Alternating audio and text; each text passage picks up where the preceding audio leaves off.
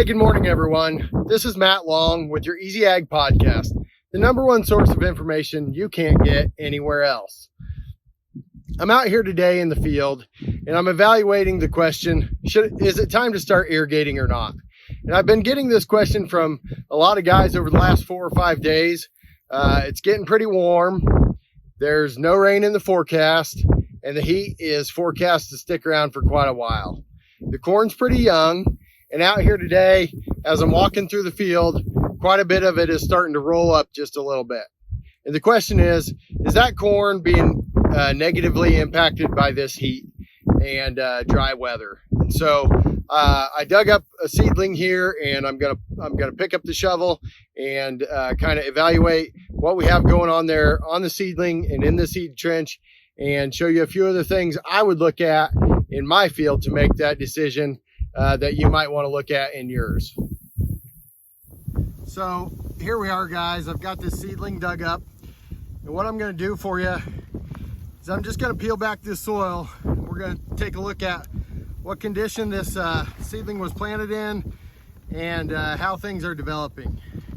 And so we get right to there, and what we can see is we had good seeding depth of about 2.5 inches, but we did have a little bit of sidewall compaction, and so you can tell that because this, it just came apart right where that seed sidewall is. And what you have from the seed here is you have this initial shoot that comes up to this area, and this is where the crown of the corn plant starts to develop, and this is the critical area. So when you're looking in your field, if you have moisture and you have a soft enough sidewall that seed or those seedling roots are going to be able to penetrate, you don't have to be too concerned about irrigation at this time. But if you get to digging and this area is dry and hard and you don't think those roots can penetrate it, that's when it's critical to start thinking about irrigating. So this set of roots here is the first nodal roots, and those come out when this first leaf right here develops. And there'll be approximately 4 nodes worth of roots that'll develop before you hit the soil surface. And so each one of these new leaves will develop a new set of roots as it comes out. And all of that will happen below the soil surface. And then you'll start with your brace roots up above the soil surface.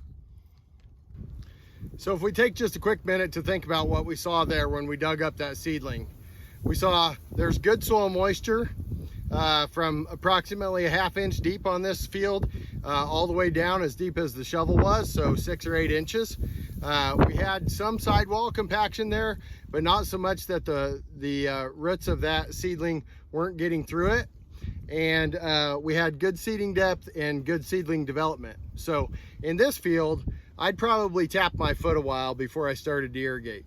My biggest concern this time of year is developing a robust root system on this corn crop, so that when we get into the really hot and dry part of the season in late July and early August, when we are using a high amount of moisture to pollinate and do grain fill, I want to make sure that I got the most robust root system out there available. And so oftentimes what that means is in the early season, we need to delay irrigation as absolutely long as possible as we can in order to get that root system to go deeper in the soil. And then we start irrigating, refill that root zone with moisture through irrigation and rainfall. And then in the late part of the season, when we're going through grain fill and another hot and dry period, we have that moisture there to use out of a larger portion of the profile. So today in this field, I'd say delay irrigation. Every field is not like this. If you have a field that didn't go into the ground in good conditions, you have some serious sidewall compaction that you didn't get broke up with closing wheels, or you have a field that is dried out at approximately 1 inch deep or from 1 to 2 inches deep, we probably want to see passive irrigation put on that soon, so that corn can go ahead and root through that hard sidewall and get those roots going into the deeper profile. We don't want any hatchet rooted crop out there, because that really hinders our crop's ability to take up both moisture and nutrients later in the season. And so if you have one of those situations, I would say with the forecast right now, a minimum of an inch passive irrigation is what I'd be recommending this week.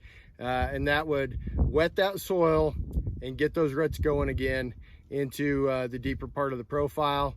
I put up my ET gauge yesterday on my weather station, and already today we've had 20 hundredths of evapotranspiration. That might be a little overstated because we don't have much crop out here to transpire, but that just shows you how much water is being pulled out of the soil by the heat, the wind, and the sun right now. So that's another reason that we're going to go ahead and recommend, if you do have conditions that warrant irrigation to get your root development going, an inch or more this week. That's all for today. I'm Matt Long, helping you farm differently.